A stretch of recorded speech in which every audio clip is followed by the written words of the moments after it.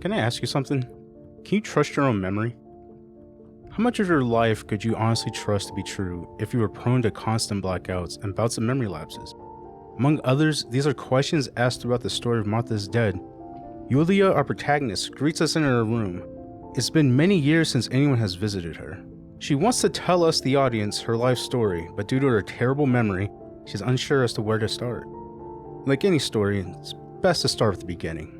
The year is 1929. We hear a young Giulia speaking with her nanny discussing the White Lady of the Lake, an Italian folk tale of a young beautiful woman who is said to have been hung by her lover after being accused of seeing another man. Now on foggy nights, she appears from the lake to drown other young women. She is seen as a symbol of sorrow and tragedy, and her apparition is said to appear to those who are about to experience misfortune or the loss of a loved one.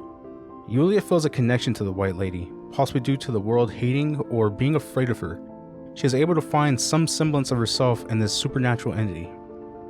As an audience, you may notice that only Giulia was sent to live with the nanny in this remote farmhouse out in the countryside in Italy. Where is her twin sister Martha? Back home with her mother and father? We're never really told why, but Giulia suspects it to have been the fact that Martha was always their mother Irene's favorite child. During this time in Giulia's life, she spent 3 years with the nanny. To Giulia, this farmhouse was her happy place, a safe space of sorts, even now during the final years of World War II. When at home in Germany, Giulia feels repressed, as if nothing she does will ever be perfect enough for her mother. This is our first hint of possible trauma experienced by our protagonist. I'll touch more on this later. Fast forward 15 years, it is now July 16th, 1944. The family moves into the nanny's farmhouse to escape the dangers of the war. We find Giulia in the woods near her favorite lake early in the morning, setting up her camera. There is a symbolic link between the camera and Giulia. Since an early age, Giulia has always had a terrible memory. Photography seems to be a way for her to catalog her life experiences and memories so she can take a look back on them later to recall the truth. As the saying goes, the camera never lies. It is, in a sense, what is produced by the camera becomes a part of the truth the observer chooses to see. It is similar to history where what is written down as fact can over time become what we believe to be true. In a sense, we as the outside observer to this story should look beyond what is presented and look for a deeper meaning behind what we see and what we hear. At least this is something I believe the developers want us to do. While bringing the lake into focus, Giulia spots something floating in the water. Rushing to the dock and jumping in, we soon realize that the body floating in the water is Giulia's twin sister Martha. Doing the only thing she can think of in her moment of shock, Giulia drags her sister's lifeless body back to the shore. We are given yet another hint to Giulia's story. When seeing her sister, a part of her had died.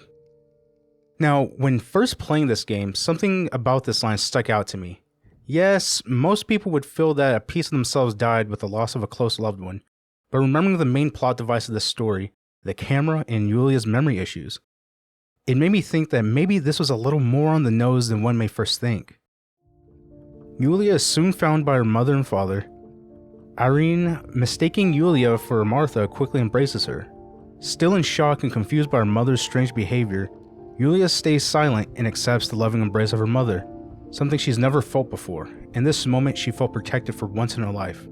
Without realizing what she had done and assuming her sister's role, Giulia vows to take Martha's place and live on as her sister. Will this lapse in judgment have irreversible consequences? Only time can tell.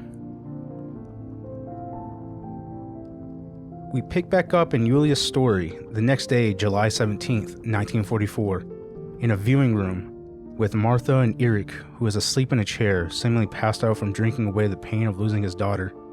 Still under the assumption that the child lost was Giulia, Eric has always had a stronger connection with Giulia due to the two sharing a love and passion for photography. It was Eric that sparked the interest in cameras and photography in Giulia when she was much younger. We will soon see the stark difference in how the two parents grieve over the loss of one of their children. Irene is heard shouting for Eric, reminding him to light the candles around the casket and reprimanding him for not helping to get the home ready for visitors. You can't stay here forever. Why don't you go to bed? No. I want to stay with my daughter. Your daughter? Your daughter? You have another daughter, you know. The one who's still alive. Remember? What are you talking about, Irene? Giulia is dead. What kind of comment is that? How can you? You should be thinking about Martha. Giulia harmed Martha. You know that, right? And as if that were not enough, she has now also abandoned her. It's the same old story. Everything is always Giulia's fault, isn't it? Her fault for Martha being deaf, and for you being infertile. Do you think it's the right time for this? Giulia is dead, Irene. Dead. Someone killed her. Do you realize that? Of course I realize. I get it. Do you think I'm stupid? No one understands it better than me. She always brought problems. Only problems. It would have been better if she hadn't been born at all. You're crazy. We are shown how little Irene cares that one of her daughters has been suspected of being murdered, and more worried about what others will think of how she keeps a home. While playing through this game, you can see how 1940s Italy or Western society during this era has highlighted the societal pressures on women to adhere to more traditional gender roles with their harsh judgment of Giulia. Irene is described as someone who views Martha as the perfect daughter, polite, quiet, intelligent, and well-behaved. Compared to her sister, Giulia is the black sheep of the family in Irene's eyes. While eavesdropping on her parents' argument, we as the audience find out that Irene blames her for all of the family's problems and is actually happy that Giulia is dead. Her only regret is that with Giulia's death is how it affected her sister Martha. This in Giulia's mind confirms her thoughts that living her life on as Martha is what is best for the whole family, leading her to have trouble with sleep, leading to recurring nightmares. Giulia dreams of being chased through the woods at night, having to choose which path to take. According to the learning mind, nightmares of being chased in the woods can symbolize fear, avoidance, and feeling trapped. It reflects real-life situations dealing with choosing between different paths or having to face difficult decisions. Giulia forms the following sentences in her escape from her dream pursuer. Martha has lost her soul, and I stole her identity.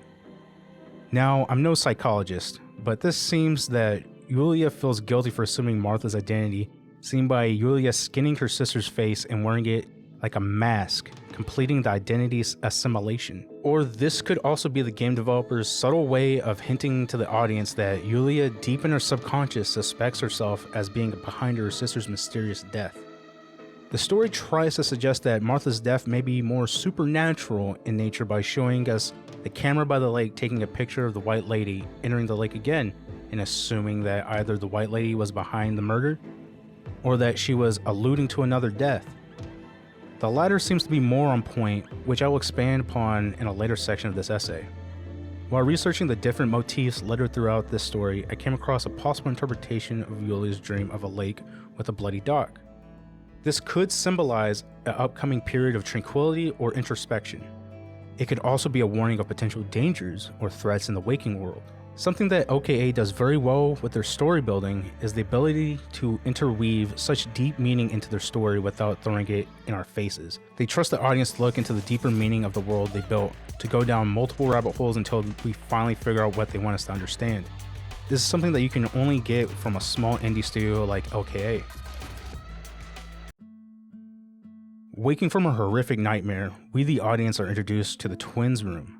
Something that I noticed was that the room almost mirrored each other. There are a few items here and there that differ, but for the most part, it is almost a one-for-one mirror of each other. This is yet another clue into answering our initial question: can you trust your own memory? Before I just give you the answer, let's focus more on Giulia's story. Inside the room, hung on the walls, are pictures of the dark origins of childhood fairy tales. On Giulia's side of the room, we discover that a photo of Giulia and her friend, Lapo, is sitting out.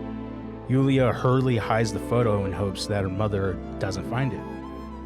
We later find out that Lapo is a local boy who is a member of the Italian partisans, which is why Irene doesn't like Giulia hanging around him and his friends. We found more partisan tracks in the woods, right next to the house. That Lapo, I suspect he may be involved in the death. We also find Giulia's journal. She explains that due to security concerns, the family moved from their mansion in Germany to the farmhouse in Italy. She has a weary feeling being back after so many years, Her once peaceful woods now give off an eerie feeling, especially when looking towards the lake. Giulia plays this off as the White Lady playing tricks on her. Something else to note is that Giulia states that she feels whole whenever Martha is around. What could she mean by this sentiment, I wonder? In this area, Eric is the Director General for conscripts and NCOs.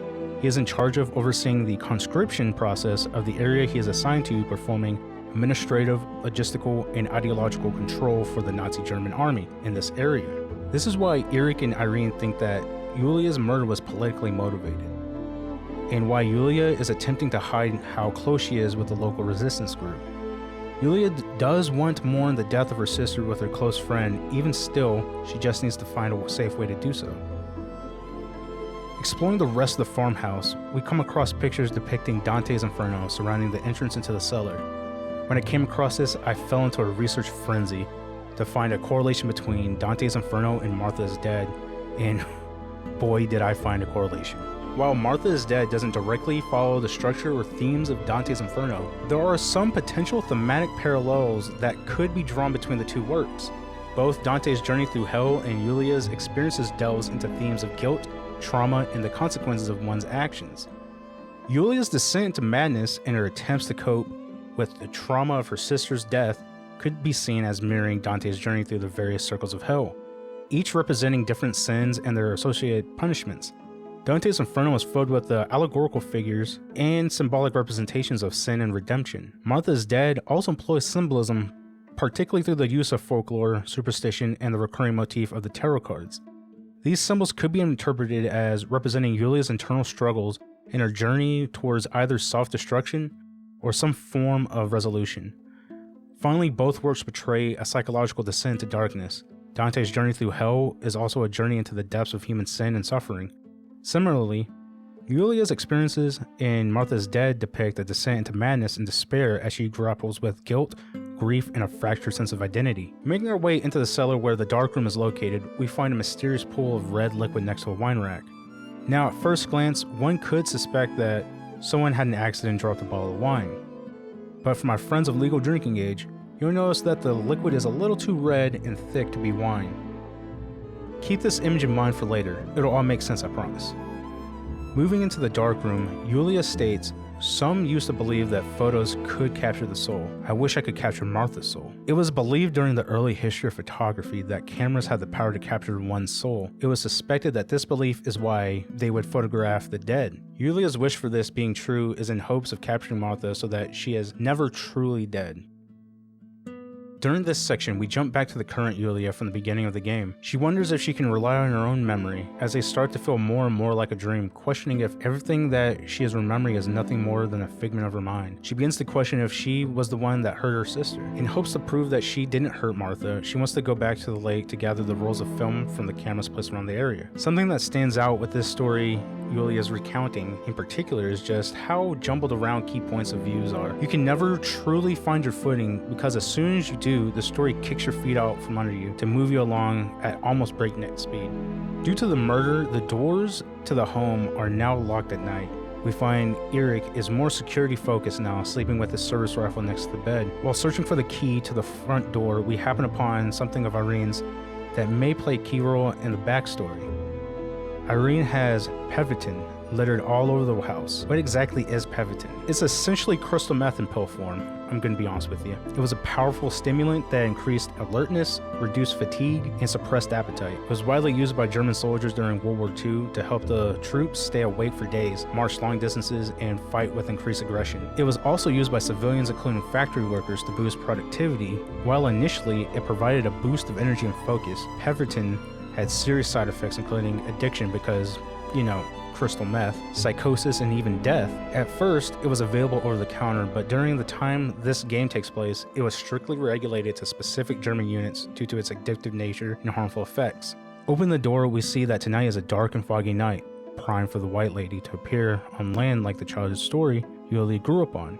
Usually, Giulia is fond of the night, but for some reason, maybe the fog or the recent death looming over her, this night fills her with unease. Walking down the footpath that leads to the lake, Giulia happens upon a lone German helmet out of place in this dark, quiet woods. While taking a photo of the helmet, undistinguishable voices can be heard. German soldiers. I think that this is Giulia's mind losing grip on reality. Pushing through the woods with the lantern Giulia is using to navigate through the woods, the flame is blown out. Upon relighting the wick, we catch the white lady running across her path. Both Giulia and the white lady stop, locking eyes with each other. Is the myth real? Or is this another figment of Giulia's fracturing mind? After collecting the third and final roll of film, we spot a candle with a strip of red cloth that looks all too familiar. We first noticed this fabric in the cellar. It was an extra bolt not listed in the receipt that Irene ordered. Does Irene play some pivotal role in this murder mystery? With all the rolls collected, Giulia needs to head back to the darkroom to develop her film. On the way back, she is grabbed by the white lady, starting another chase sequence, meandering left and right, jumping over exposed roots and ducking under branches and fallen trees. Giulia finds herself in a tunnel lined with human skulls from floor to ceiling with a red door on the far end. This is another instance of the story jumping from a recounting of events to a nightmare. The potential interpretation of this dream of a dark tunnel could represent Giulia's fear or repressed emotions, her mind trying to uncover a hidden aspect that Giulia doesn't remember pertaining to the events surrounding Martha's death. Opening the door, we are back in the viewing gallery in the farmhouse. We notice that our perspective is lower, almost like that of a child's point of view. This could represent Giulia being vulnerable. It could also represent her childhood being repressed or neglected, and her longing to reconnect with this inner aspect. We begin to start putting all the pieces of the story together in this dream. Giulia can be seen suspended from a noose with water pouring from her filling the room. This can also be interpreted as a symbolic death of something in her life. It can also signify the end of a phase and the need to let go because she is being suffocated by her emotion. And with the water pouring from her body could signify her feelings of being vulnerable and feeling exposed. Giulia also is sitting above Martha's uterus, cut open and bloodied, which could be interpreted as the death of a life that never was. To me, this is the story's way of alluding to Giulia having a miscarriage, which we can confirm in the next scene when Giulia wakes up from her nightmare in bed, blood covering her sheets and nightgown. Something that interested me during this wake-up sequence was the photo that Giulia took of herself from Martha. When we look at the frame, the photo is placed upside down. This photo takes on a chilling significance that the developers utilized to build upon the game's psychological complexity and unsettling atmosphere. It's a detail that encourages us to dig deeper into Giulia's troubled mind. The photo visually represents this distorted reality and fractured identity of Giulia. It's a subtle clue that something is off with Martha and Giulia's perception of herself. The inverted image also symbolizes Giulia's internal turmoil. The upside down photo reflects her mental state, her world literally and figuratively turned upside down by the tragedy. The photo, prominently displayed yet inverted, becomes a visual representation of Giulia's deception. It's a secret hiding in plain sight, much like Giulia herself is hiding her true identity. The upside down photo can also be interpreted as an omen, foreshadowing the further unraveling of Giulia's mental state. We listen in on an ongoing call between Irene and Father Don Attilio while trying to make our way to the bathroom to clean up. What we overhear is that more partisan tracks have been located in the woods behind the house. Irene suspects Lapo, a member of the partisans, was behind the murder of Giulia, but this is brushed off by the father due to his close ties to Lapo, vouching for his character. The conversation eventually turns to the topic of Giulia's behavior. Both Irene and Don Attilio suspect the true cause for turning down a dark path were the tarot cards introduced by the nanny, which Irene has stashed in her room. While searching for the tarot cards, Giulia finds the painting that her mother was working on. Now, what I'm about to discuss is purely subjective on my own interpretation, but I view multiple layers of significance. The painting reflects Irene's own mental struggles. As a German woman married to a Nazi officer in World War II, Italy, she faces immense pressure and fear. The act of drowning Martha, possibly unintentional during a dissociative episode, further shatters her psyche. The painting represents her guilt, remorse, and descent into madness. For us, the audience, painting is a crucial piece of the puzzle that is Martha's dead. The painting also thematically connects to the game's exploration of duality and identity. The twins Martha and Giulia are mirror images of each other, and the painting visually reinforces this motif. As Giulia assumes Martha's identity, the painting becomes a symbol of her fractured sense of self and the blurring lines between reality and delusion. On a meta level, the painting represents the power of art to process trauma and express complex emotions. Irene, through her painting, attempts to confront her actions and their consequences. The act of creation becomes a form of catharsis, albeit a troubled one. Giulia also finds a letter from Martha addressed to the mother stating that Giulia is pregnant and to go to the lake on July 16th in the morning to see for herself. Giulia is unsure why Martha would lie about her being pregnant, but as we saw just minutes prior, Giulia did have a miscarriage, further detailing Giulia's fractured mind. As I suggested earlier, the camera plays a crucial role in this story, especially the IR film used to see what the eye cannot. Giulia takes a photo of an empty space between barracks and the cellar. After developing the photo, a mysterious message is shown. He who flees from the light hides behind it. Now, my interpretation of this message is that it connects to Giulia's distrust of her own memory and the existence of Martha being real. My interpretation of this message is that it connects Giulia's distrust of her memory and the existence of Martha being real. It suggests that Giulia might be using the light, perhaps representing truth or reality, as a shield to hide her own secrets and the potential that she is responsible for the death of Martha. Giulia's fragmented memories and the ambiguity surrounding Martha's existence create a sense of uncertainty throughout the game. The line between reality and illusion becomes blurred, and us, the player, along with Giulia, are left questioning what is real and what is not. The quote could imply that Giulia is not only hiding from the truth, but also using the uncertainty as a way to protect herself from the potential consequences of her actions. The theme of duality is also reflected in the quote. Just as light and shadow coexist, Giulia and Martha represent two sides of the same coin. Their intertwined identities and the mystery surrounding Martha's fate further reinforce the idea that truth can be elusive and that perception can be manipulated. Overall, the quote, "He who flees from the light hides behind it," adds a layer of complexity to the narrative of Martha's dead. It highlights the themes of memory, identity, and the search for truth, while also suggesting that sometimes the answers we seek are obscured by our own fears and desires. In another journal entry, Giulia feels like a part of her has died with the death of Martha, further pointing to Martha being an alternate personality of Giulia, emphasized by Giulia not being able to remember what she was doing before setting up her camera and Martha's death, chalking it all up to another lapse in memory. Heading back to the lake for more evidence to Martha's death, Giulia watches a Nazi patrol chasing after Italian partisans through the woods. One of the partisans being chased is none other than Lapo. Giulia gives chase to see what's going on. When an explosion can be heard, it is discovered that Lapo had triggered an anti-personnel mine, dying instantly. Distraught at another loss of a loved one, Giulia finds a letter addressed to her hidden in Lapo's armband. Lapo is aware that she is alive and wonders why no one can tell the difference between Giulia and Martha. The use of the word "now" in his letter caught my eye and made me think that he knew that Giulia may be suffering from dissociative identity disorder, or DID. A shot is heard and Giulia slumps to the ground. She has been shot by one of the German soldiers that is chasing after the partisans. They soon realize they shot the general's daughter and leave her to die. As her consciousness darkens, Giulia has another nightmare. Running through the woods, the phrase, "Martha, I give you back your appearance," forms. And we see Martha and Lapo lying on the dock at the lake with blood raining down. Giulia removes Martha's face mask. This can be seen as Giulia coming to terms with reality and accepting the light, or the truth, and this is her first step to fully accepting her reality, the good, the bad. Another phrase is formed. "Now I see with my eyes." And the White Lady dragging Lapo into the water, which can be interpreted as Giulia seeing herself as both the victim and a potential perpetrator to Lapo's death. By having the White Lady, a figure of vengeance, target Lapo, Giulia could be symbolically suggesting that her own unresolved trauma might lead her to cause harm. If you stuck around so far, thank you so much. We are in the final stretch of the story. Trust me, it's going to get intense. The date is now July 20th, 1944, 9:15 a.m. Giulia, waking up from being shot in the stomach, notices that her mother had tended to her all night by the presence of a chair at the foot of the bed and the Peverton on Giulia's nightstand.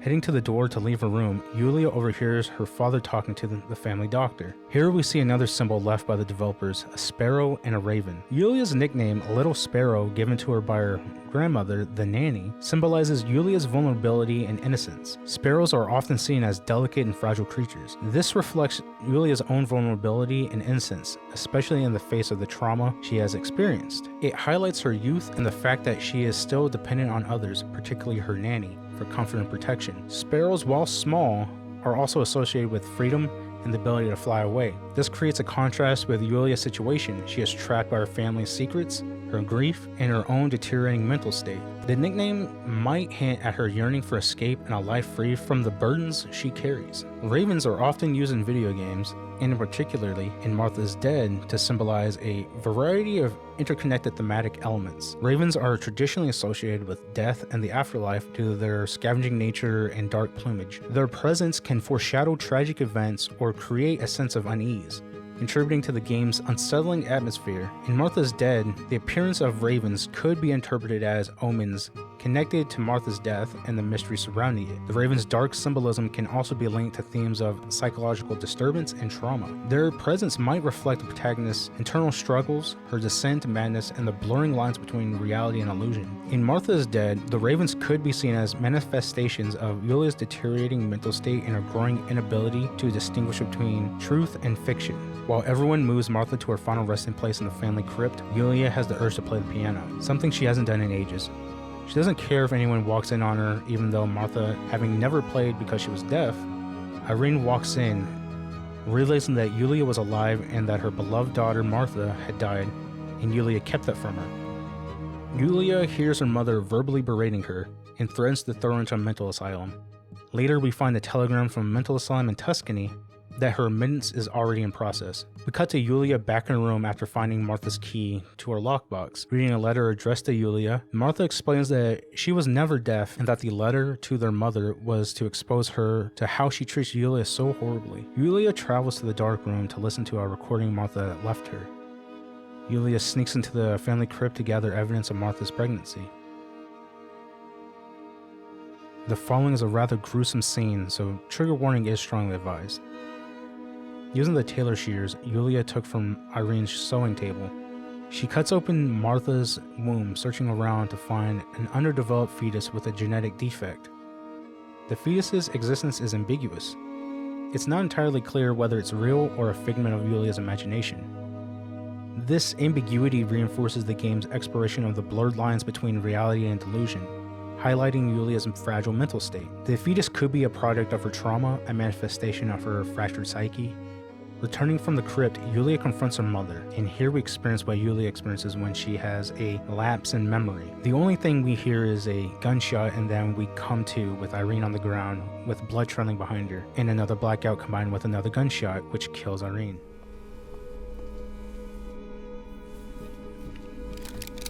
Now I will wake her up and she will confess. You can bet on it.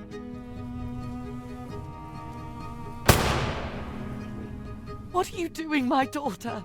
Why do you want to ruin your life? I'm sorry. It wasn't me who just shot Mummy. It wasn't me.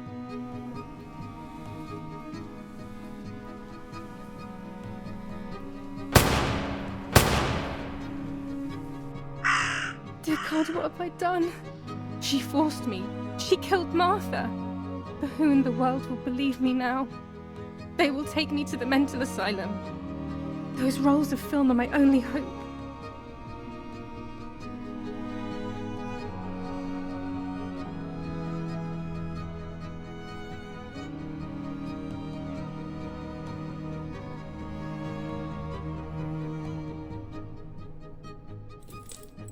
So that's who had the keys to my childhood bedroom. I could have guessed. In shock, Giulia moves upstairs to call Donatello, who instructs her to come to the church in town. Donatello speaking? Who is it? Father, help me. They're all dead. Daddy, Mummy, everyone. Giulia, come to me immediately. Don't stay alone. It's dangerous. Come to town. You can stay here with me and we can talk about everything, okay? Okay, Father, but first I want to play with my puppets for a while. Giulia, don't be silly. Come to church right away. Giulia instead heads for a childhood room now that she has the key that was missing the whole game. This is where all of our questions get answered. The answers are in the form of a story recounting via a puppet show. During Irene's childbirth, she experienced complications and had a traumatic delivery. Due to the immense pain, she is assumed to have become addicted to the drug Pavitin, confirmed by her continued use even to this day. Due to the side effects of the drug and what I can only assume is a form of PTSD and postpartum depression, she becomes aggressive towards young Giulia for the smallest annoyance. She eventually loses herself and beats Giulia with a cane. My hands are not enough. You need to learn properly this time. Sorry, it was an accident, Mummy. Please don't hit me.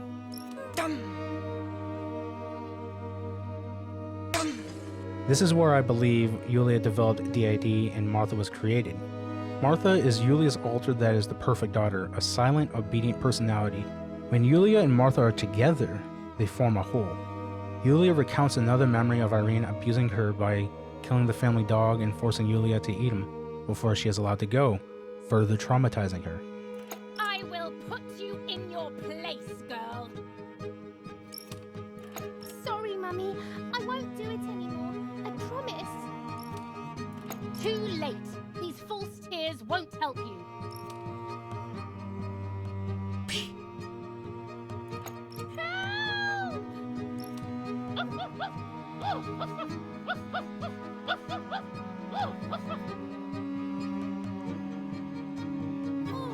Now I'll make you want to bark.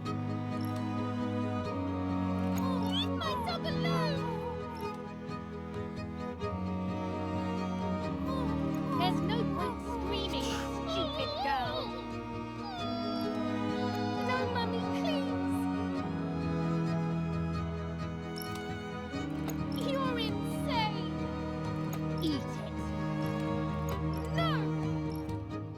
I won't eat him. I said eat.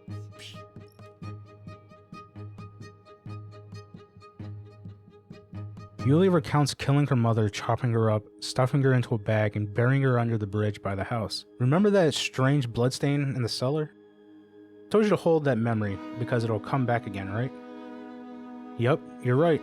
That was Irene's blood. After Giulia finally remembers her past, her reality, we come back to the real world, holding Irene's severed head. We take her head and dump it with the rest of her body. Coming back to the cellar, Giulia, overcome with grief and guilt after coming to the realization of what she's done and that Martha was never real in the sense of her being her sister. While the game initially presents Giulia and Martha as twin sisters, it's ultimately revealed that Martha is not a separate person, but rather an alternate personality of Giulia. This is a major plot twist that reframes the entire story. Several clues throughout the game hint at this. Giulia's memories and experiences are fragmented and often contradictory. She sometimes seems to be unsure of her own identity and past. There's a distinct lack of evidence of Martha's existence outside of Giulia's perspective. We never see Martha interact with anyone else, and there are no photos or other physical reminders of her. Giulia's mother's confession on the hidden tape recording confirms that Martha is a figment of Giulia's imagination. What are you doing with your father's gun? It's dangerous. Stop it. Talk. Tell me everything now. Tell me what you have done. Okay. Calm down. I will tell you everything. I found that strange note when I woke up, and I immediately realized that something was wrong. Something was up with you, aside from your usual quirks. I came to check, but you weren't in your bedroom. You had spoken about the lake, and I got worried, so I called your father, and we went to see what was going on. We found you sitting in your underwear at the side of the lake. You kept saying that nothing had happened, and you kept repeating things like that. I hugged you to try and make you feel better, but you did not speak again for days. What is happening to you? You should tell me what's going on. I'm not going to that loony bin. I would never have wanted this, but I'm afraid you will harm yourself further. You were really hurting yourself in front of the piano that night. What else could we do? You killed my sister and now you're afraid because I found out. So you're making up stories, aren't you? But I'm not falling for it this time. What are you saying? Your sister? Please, no. I was not well. I didn't know what I was saying. So many years have passed. You were little then. I thought everyone had forgotten that nonsense. Shut up! Don't speak. Don't say anything else. What are you doing, my daughter? Why do you want to ruin your life? I'm sorry. It wasn't me who just shot Mummy. It wasn't me. Instead of Giulia playing the piano as she first recounted, it is discovered that she was harming herself instead. The game leaves some room for interpretation, but the strong implication is that Giulia developed DID as a coping mechanism for childhood trauma and her mother's abuse. Martha represents the ideal daughter that Giulia felt she couldn't be. This twist adds a layer of psychological complexity to Martha is Dead and makes it a truly unsettling and thought-provoking experience. We come back to the beginning with Giulia in her room at the mental asylum. We find out that San Cassiano was bombed and the church was destroyed, but she was already in the asylum before any of that ever happened. Her mother dying by her hands in the cellar and her father being killed was all in her head. She was never there when they died. Her mind had made up the entire story. On the 26th of July, San Casciano was bombed and the church was destroyed. But I was not there then. I was already in the asylum. Once again, stubbornly, I was not dead. The bombs hadn't killed me, and I had also survived myself. The most absurd test, and the hardest one. The war ended some time ago now, both out there and inside of me. I was on the wrong side of the gate, but now I can turn the page. Life is opening its doors again, isn't it? If I hadn't been so lucky to survive myself, I would have thrown everything away. We think that danger is all around us, ready to attack. But the most devious and misleading dangers are the ones that are inside of us. They grow without us realizing. They make us suffer, remain confused, and remove our self-respect. I would have wanted to ask for help, but I was alone. We're left with one final quote from Giulia. "Now I'm ready to leave. How long will it take to get home?" This is deliberately ambiguous and open to multiple interpretations, leaving us with a lingering sense of unease and uncertainty. Acceptance and delusion is the most prominent interpretation. Giulia seems to have accepted her reality, however distorted it may be. She's ready to leave the asylum, believing she is finally going home.